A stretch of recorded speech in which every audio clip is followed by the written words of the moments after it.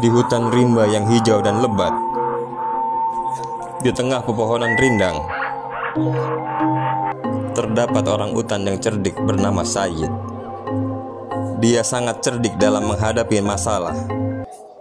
Kemudian terdapat seekor singa yang kuat dan angkuh, yang membanggakan kekuatannya kepada semua binatang di hutan.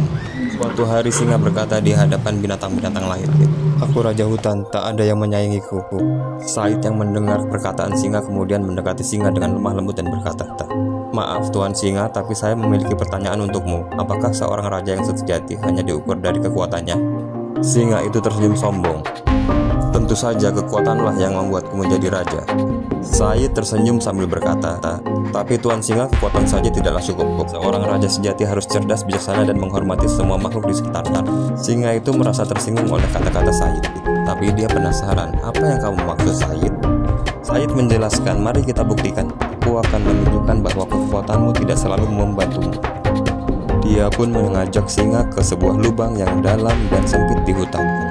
"Tolong masuk ke dalam lubang itu, Tuan Singa, dan tunjukkan kekuatanmu dengan keluar dari lubang itu."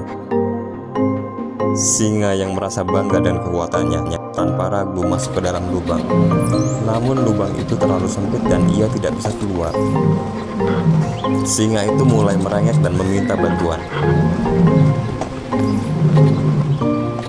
hingga akhirnya dibantu keluar oleh para hewan penghuni hutan.